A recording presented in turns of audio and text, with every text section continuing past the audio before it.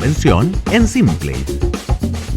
¿Cómo están ustedes? Bienvenidos, bienvenidas a nuestro gran programa para entender el trabajo que está realizando la convención. Nuestro programa por eso se llama La Convención en Simple, porque básicamente se trata de una conversación y un acompañamiento al trabajo que está realizando la Convención Constitucional, que nos interesa muchísimo, que es tremendamente relevante para el desarrollo de nuestro país, y es por eso que lo simplificamos junto a Alejandro Fernández, abogado y director ejecutivo de la Fundación Pacto Social. ¿Cómo estás, Alejandro? Todo bien, Sole. Nueva semana, más energía. Más Otro energía, podcast. sí, vamos con muchas ganas. Así que ya vamos a avanzar con sistemas políticos. Claro. Vamos, para quienes recién se encuentran con nuestro programa, ya les decía, acompañando el trabajo de la convención, viendo en qué proceso va cada uno del trabajo de las comisiones, pero además nosotros hacemos una reversa que es súper importante. Ponemos contexto y tratamos de entender qué es una constitución, por qué se dividen en estas comisiones los trabajos y cuáles son los contenidos principales de esas comisiones, independiente de que más adelante van a llegar a un resultado final y de allí a la comisión de armonización. Bien, Alejandro, vamos a los sistemas políticos. ¿Qué son los sistemas políticos? Fíjate que yo no lo había escuchado nunca como un concepto tan relevante. Uno habla en el fondo, en general, de la política, de cómo se divide el poder, etcétera. Pero ¿qué son los sistemas políticos? ¿Cómo podemos definirlo? Mira, voy a partir como siempre, Sole, haciendo como recuento de los poderes del Estado, ¿cierto? Siempre hemos hablado que a nivel constitucional podemos identificar principalmente tres poderes del Estado, ¿cierto? El Poder Judicial, que ya hablamos, ¿cierto? En otro capítulo sobre la Comisión de Sistema de Justicia. El Ejecutivo, que es básicamente el gobierno, el presidente, y el Congreso, ¿cierto? Hoy día, cuando hablamos de régimen, de sistema o régimen político, nos referimos principalmente a la interacción entre el gobierno, entre el presidente y el Congreso. Entre el presidente y el Congreso. De estos tres poderes importantes dejamos uno fuera, que es el Poder Judicial, y hablamos entonces de cómo se lleva el poder ejecutivo con el poder legislativo. Tal cual. De hecho, eso es bien importante, Sole, que las constituciones, ese es como el mínimo que tienen que regular. De hecho, es como de las cosas más importantes. Por eso genera harto debate a nivel como de los expertos constitucionales. Entonces uno dice como ciudadano, bueno, a mí lo que me importa son los derechos sociales, ¿cierto? Pero la verdad es que acá se juega harto. Y tu pregunta es clave, ¿por qué? Yo diría que principalmente por dos factores. Uno tiene que ver con la gobernabilidad, ¿ya? Que suena también una cuestión medio abstracta, pero tiene que ver con que los gobiernos puedan ejecutar sus programas de gobierno, justamente. Que puedan cumplir su periodo presidencial completo, ¿cierto? Y que puedan, por ejemplo, si van a hacer una reforma a pensiones, que la puedan aprobar e implementar, ¿cierto? Así de simple. Entonces, ¿cómo te afecta a un ciudadano medio, a cualquier persona, cómo te afecta a ti, Sole? En que si el gobierno no puede gobernar, no se soluciona el problema de las pensiones, por darte un ejemplo. O sea, es súper concreto. Por eso, por ejemplo, el caso, para darte un contraejemplo, es el caso de Perú, por ejemplo. Perú, tú has visto en la prensa, siempre sale, ningún presidente cumple ni siquiera el periodo de gobierno. Eso ya es un problema gigante. Solo un paréntesis. Hace muy poco veía que nuevamente el presidente, que ya muy poco tiempo en ejercicio, dicen está pasando por su peor momento. Es decir, a mí también me ha tocado viajar a Perú en elecciones y no solo hay una crítica ciudadana respecto de los políticos, sino que efectivamente los gobiernos no terminan sus periodos, una sucesión de presidentes. Exactamente. Nosotros estamos como, comillas, mal acostumbrados en que desde el 90 hasta ahora todos los presidentes han cumplido su periodo completo y eso igual es excepcional si uno mira el resto de Latinoamérica. Entonces, lo primero, como digo, es la gobernabilidad y eso tiene que ver con tener un buen sistema político, un buen sistema de gobierno, ¿cierto? Un gobierno bien hecho y un Congreso bien hecho. El Congreso, deja preguntarte de inmediato, ¿regula el presidente y el presidente al Congreso? Depende del sistema político, el sistema de gobierno. Eso podemos después detallarlo más. Pero yo diría que el otro aspecto importante tiene que ver con la concentración del poder, ¿ya? Y el control del poder. Sí. Por eso es tan importante un régimen de gobierno, porque si tú tienes, por ejemplo, un presidente que acumula todo el poder y tienes un Congreso medio como cosmético, ¿cierto? Que en realidad no tiene poder, lo que termina pasando es lo que, por ejemplo, lo que estaba pasando en Venezuela o en Cuba, donde tú tienes, básicamente ya no hay una democracia, ¿cierto? Tú tienes más bien un dictador, ¿cierto? Y eso también tiene que ver justamente, como digo, con los controles y contrapesos del poder. Ya, a eso me refería en todo caso, pero sé que más adelante nos vas a explicar otros detalles. Es decir, más que regularse entre sí, son contrapesos, que es súper relevante. Lo he aprendido también contigo a propósito de la discusión si debemos tener un Senado igual al que tenemos hasta ahora, si tenemos que tener una Cámara, unicameralismo o bicameralismo, etcétera. Bueno, sobre eso he aprendido entonces que los contrapesos son importantes para que así efectivamente pueda haber gobernabilidad y esté medianamente representada la voz de todos. Exactamente. Acá hay que encontrar en el fondo solo un equilibrio. Por un lado está la eficacia del gobierno, ¿cierto? Que pueda ejecutar sus políticas con los contrapesos. Porque tú podrías tener un gobierno súper eficaz siendo un gobierno autoritario, ¿cierto? Que no tiene nadie. Claro. Pero el problema ahí es que no tiene límite su poder, ¿cierto? Y al revés, si ponemos demasiado contrapeso, finalmente no se puede gobernar. ¿Qué es lo que pasó, por ejemplo, con Piñera? Si tú piensas Piñera 2, tenía un Congreso donde no tenía mayoría, por lo tanto impulsó un montón de reformas como la de pensiones, y resulta que no se pudo aprobar. Pasaron 4 años y Bachelet otros 4 antes. O sea, llevamos más de 8 años discutiendo sobre la reforma de pensiones. O sea, así de concreto es el problema de la gobernabilidad. Así de concreto, claro. Cuando tú como presidente tienes, por otro lado, un Congreso donde no tienes mayoría y efectivamente no puedes sacar tu programa adelante. Ya, entonces, esto del sistema político es importante para la gobernabilidad y para que los presidentes electos democráticamente, como ocurre en nuestro país, o las presidentas puedan cumplir con ese programa de gobierno medianamente, ¿no? O avanzar por lo menos en las reformas que la propia ciudadanía impulsa desde su voto. Tal cual. Uy, pero perfecto resumen. Un 7. Perfecto, un 7. Vamos. ¿Qué tipo de sistemas políticos existen y cuáles son sus implicancias prácticas, Alejandro? A ver, primero yo diría que hay tantos sistemas políticos como países. O sea, el modelo chileno no es igual a ningún otro país, el peruano tampoco, y el argentino tampoco. Mira. Finalmente tiene que ver como con las propias particularidades de sus países. Pero si tratamos de como ordenar un poco entre sistemas, podríamos hablar de un sistema presidencial, que es el caso que estamos más acostumbrados nosotros, ¿cierto? Pareciera, de hecho, uno como que encuentra que lo razonable, lo normal es tener presidente, ¿cierto? Sí. Que uno elige democráticamente. Pero la verdad que eso principalmente se da en América. De hecho, el sistema presidencial se inventó en Estados Unidos, a finales del 1700. Y hasta el día de hoy, ¿cierto? Funciona el sistema presidencial.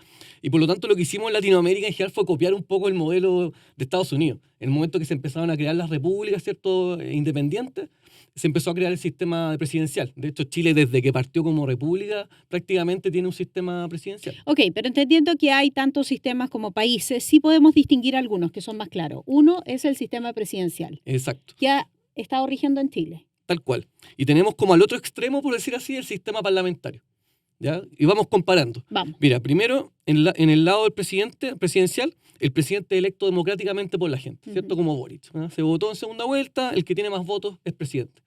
En el caso parlamentario, en cambio, es el Congreso el que elige al primer ministro o presidente. Ya. Eso es bien llamativo. O sea, la gente, por ejemplo, en España, las personas votan por los parlamentarios y los parlamentarios tienen que generar una mayoría para nombrar un primer ministro o presidente. Lo mismo en Inglaterra. ¿De entre sus filas? Exactamente. De hecho, son parlamentarios en el fondo.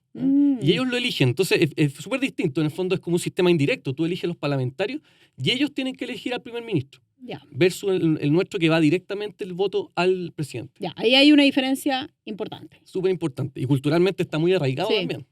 Tanto allá como acá. Exacto. También otra diferencia es que en el caso del presidente es jefe de gobierno y jefe de Estado. Ya, esto suena también medio técnico. Pero el jefe de Estado uno podría decir que es el que representa al país, representa al Estado. Por ejemplo, el presidente de Chile cuando va a otro país, ¿cierto? A algún acto protocolar o cuando firma un tratado internacional, está actuando como jefe de Estado. ¿Ya? Y jefe de gobierno básicamente gobierna, ¿cierto? Gestiona el Estado, ¿cierto? El gobierno, desarrollando programas de gobierno, como decíamos, ¿cierto? Un programa de salud, de educación, políticas sociales, tiene que ver con todo lo que es propiamente de gobierno. En cambio, en el caso de los sistemas parlamentarios, es distinto porque están separadas las dos figuras. El jefe de Estado, por ejemplo, en el caso de España, es el rey. ¿Ya? Y de hecho, ¿te acuerdas que ahora, hace poco, cuando fue el cambio de mando, el que vino fue el rey de España, ¿cierto? Al cambio, porque viene representando al Estado español. Él representa a España. Exactamente. Ok, y el jefe de gobierno representa al gobierno español. Exactamente. El presidente, de hecho, Pedro Sánchez, que es el presidente español, fue elegido en una negociación política dentro del Congreso. Lo recuerdo ¿cierto? perfecto. Por lo tanto, son dos cosas distintas. Eso también es como bien particular, ¿cierto? Otro elemento también relevante es que en el caso del presidente, el Congreso no puede, en principio, removerlo, en términos generales. Está establecido excepcionalmente la acusación constitucional, ¿cierto? En nuestro caso, en nuestro caso, el sistema presidencial. Sí. En los sistemas presidenciales es muy excepcional la posibilidad de removerlo. Sí, y está súper especificado. Está súper especificado. Se repasó en su momento cuando algunos levantaron la voz y querían remover o presentar por lo menos una acusación constitucional, que de hecho lo hicieron en contra del presidente Piñera. Exactamente. Es muy específico respecto, dice, como a digamos, infringir gravemente la Constitución o las leyes, ¿no? O afectar la seguridad de la nación. O sea, es muy relevante, pero además requiere un quórum más alto en el Senado, por lo tanto es muy excepcional. En cambio, en los sistemas parlamentarios, el Congreso puede sacar al presidente cuando quiera, básicamente, porque el presidente o el primer ministro depende de la confianza del Congreso. Es lo que se llama la moción de censura. ¿No? Perfecto. Entonces también ahí tiene, podemos seguir haciendo distinciones, pero en términos generales, macro, son esas diferencias. Y en términos macro también, perdón Alejandro, sí podemos distinguir estos como dos grandes sistemas, o los sistemas que se aplican en la mayoría de los países, o en los países que conocemos, tanto en América Latina como en Europa. Exacto, y entre medio tenemos un montón de mezclas. Okay. Hay híbridos entre, por ejemplo, el semipresidencial que se habla siempre de Francia, donde de hecho ahora también están en elecciones, donde se elige al presidente, al jefe de Estado se elige democráticamente, que es Macron, y el Congreso elige al primer ministro. ¿Ya? Y lo mismo en Perú, también son híbridos extraños, porque supuestamente Perú es un sistema presidencial, pero por ejemplo el Congreso puede remover a los ministros de Estado regularmente, de hecho lo están haciendo todo el tiempo. Entonces, como digo, al final no son sistemas tan puros, sino más bien son medios mezclados, y ahí está la dificultad, digamos, cómo das justo en el punto para que se genere un sistema que tenga coherencia, que funcione. Ahora, lo que entiendo de nuestra conversación es que tanto en el sistema presidencial como en el sistema parlamentario, ¿no? De todas formas tienes que buscar contrapeso, sea quien sea la figura. Presidente, Congreso, primer ministro, jefe de gobierno, jefe de Estado. Eso es lo que estoy entendiendo. Es decir, que cada uno de ellos tiene que haber un mecanismo de contrapesos entre ambos. Exactamente. Y también con otras instituciones. O sea, además de el Congreso, por ejemplo, y el caso del gobierno, tú tienes, por ejemplo, el Tribunal Constitucional, ¿cierto? Que también es un contrapeso. Por ejemplo, para que el Congreso no haga leyes aprovechando una mayoría específica, leyes que vulneren los derechos de las personas. Entonces ahí está el Tribunal Constitucional. Está la Contraloría también como otro contrapeso, ¿cierto? Que fiscaliza en general las acciones, ¿cierto? Los actos administrativos, gastos de recursos del gobierno. Entonces tiene distintas instituciones, pero súper importante eso. O sea, como que al final, aunque suene un poco latero, las constituciones se tratan mucho de eso, de crear poder y de limitar ese poder. Y de limitar ese poder, qué interesante. Mira lo que tú mencionabas respecto de los sistemas políticos. ¿En qué estamos nosotros?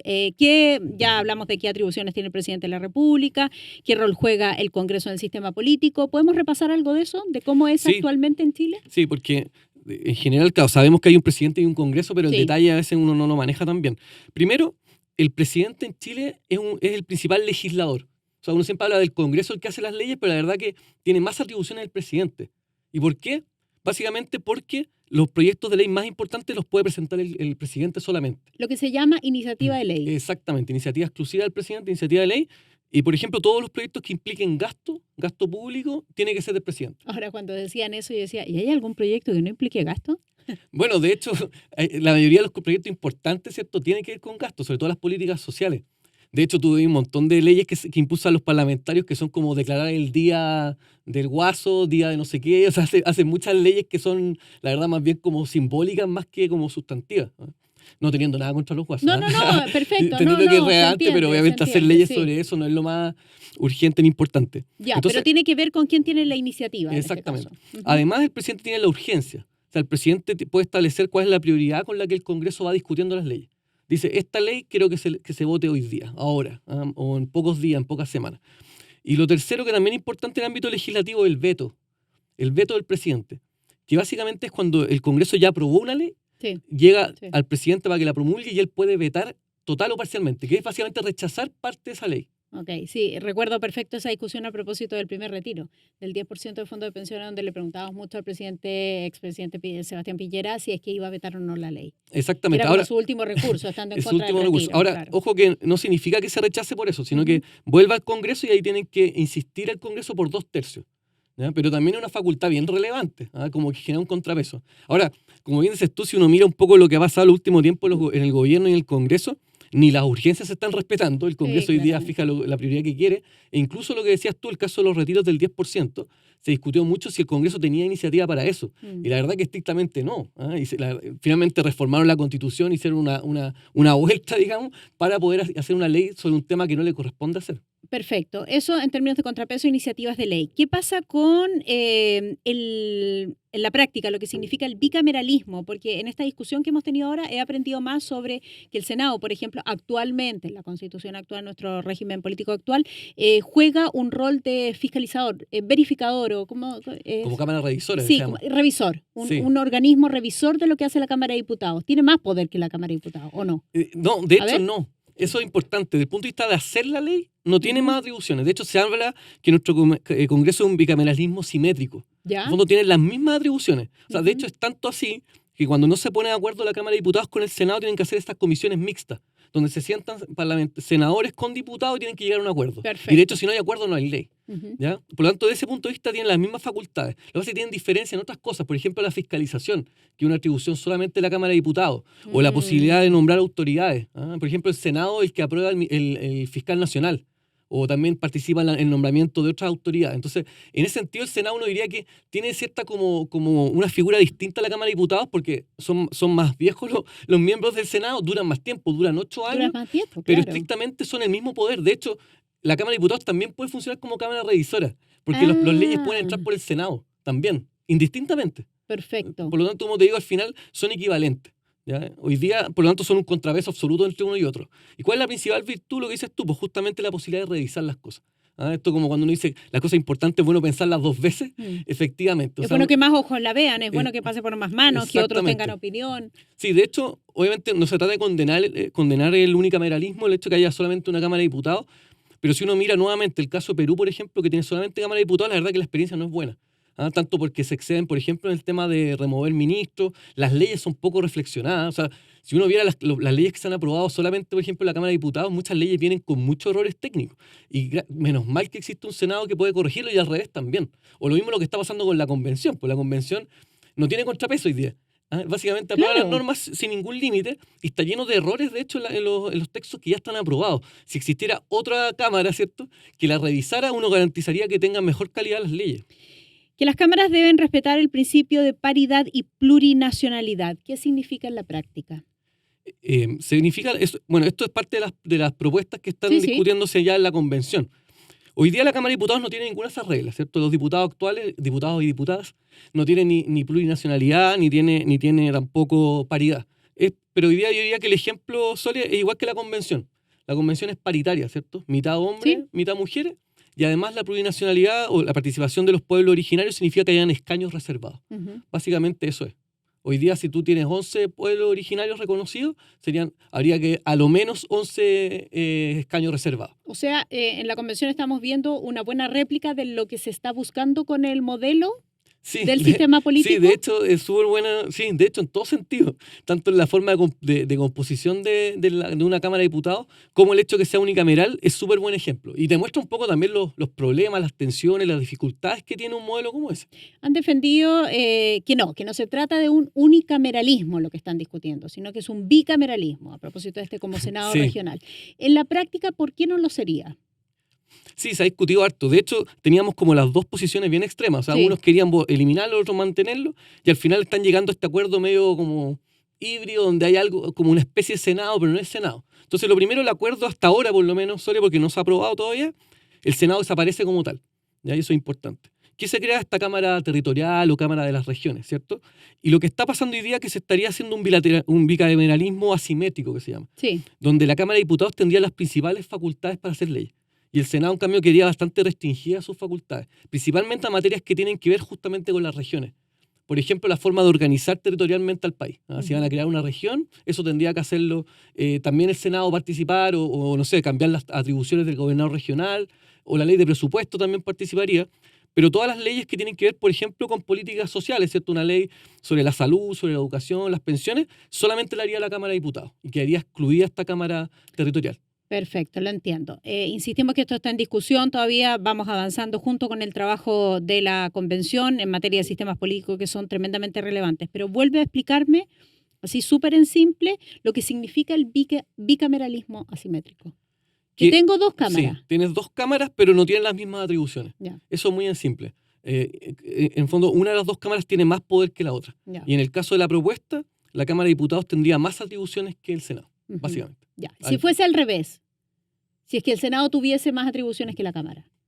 Seguiría siendo un bicameralismo asimétrico. Ya. Sí. Y lo que tú tienes que buscar para perfeccionar un sistema político, ¿qué es? ¿Que ambos puedan hacerse contrapeso entre sí?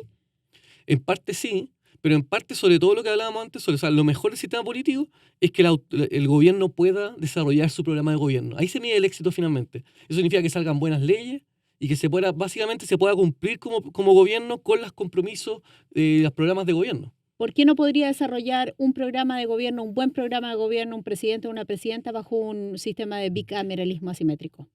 Mira, es súper buena pregunta. Yo diría que hay 2 aspectos. Por un lado, se excluye mucho a las regiones, porque la Cámara, el Senado, lo que hace es representar más a las regiones. Sí, lo que vimos, con sus propias cámaras, sus propios...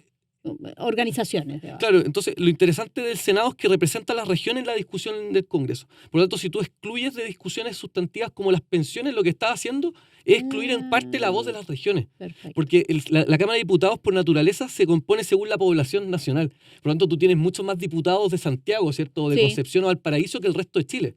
Lo cual es razonable. Pero la gracia de que exista un Senado es que justamente equilibra. En el Senado tú tratas de hacer más pareja la representación de las regiones. Entonces ahí hay un elemento súper importante. Y el otro elemento tiene que ver con el poder justamente. Si tú tienes un presidente que logra una mayoría en la Cámara de Diputados, por ejemplo, está el riesgo de que abuse del poder en el fondo, que tenga una mayoría específica durante 4 años y, como dicen, pase máquina. Exacto. Entonces, por eso es bueno que haya un Senado o una Cámara Territorial que tenga poder para poder equilibrar. Tienes toda la razón. Además que se me había olvidado que el Senado representa efectivamente a las regiones. Son los senadores por la región de Atacama, por la región de Aysén, etcétera, donde van con los compromisos propios de sus regiones. Exactamente. O al menos así tiene que ser. O al menos así tiene que ser. Me corregiste. Al menos así tiene que ser.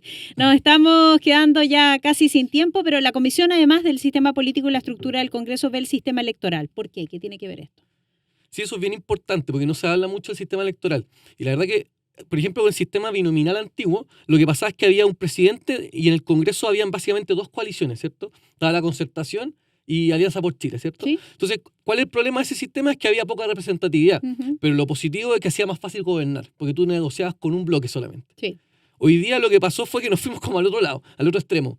Mucha representatividad, que eso es positivo, pero se genera fragmentación con este sistema proporcional. O sea, hoy día si tú miras la Cámara de Diputados deben haber, no sé, 20 colectivos, ¿cierto?, distintos. ¿Para qué decir la convención? Que son más todavía. Y eso lo que genera justamente es dificultad para poder negociar, tanto del presidente con el Congreso, como también internamente como dentro de del las Congreso. Propias coaliciones dentro del Congreso. Exactamente. Bueno, Entonces, lo hemos visto en las últimas discusiones. Y por lo tanto eso incide también directamente en la gobernabilidad. Entonces, por lo tanto, tiene que ser un elemento que también esté en el centro de esta discusión. Y finalmente por eso se llama sistema, por eso hablamos del sistema político, porque involucra un montón de actores. Están los partidos políticos, está el sistema electoral, está el Congreso y el Ejecutivo del Gobierno. Ok, ahora lo entiendo, claro. Y entre todos estos sistemas debiesen conversar, porque además me surge un tema, en todo lo que tú has dicho, más allá de los contrapesos, que efectivamente el gobierno pueda llevar adelante su programa político, que haya gobernabilidad, es una cuestión de tiempo.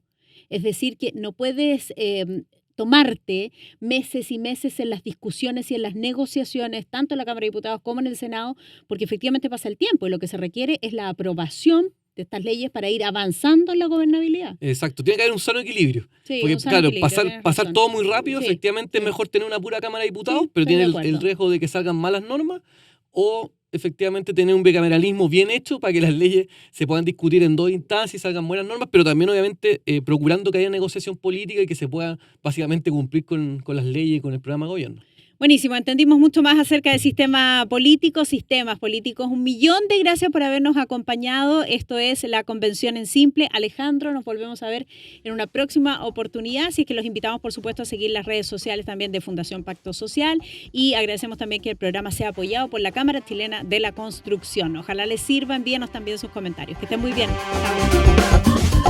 Convención en Simple.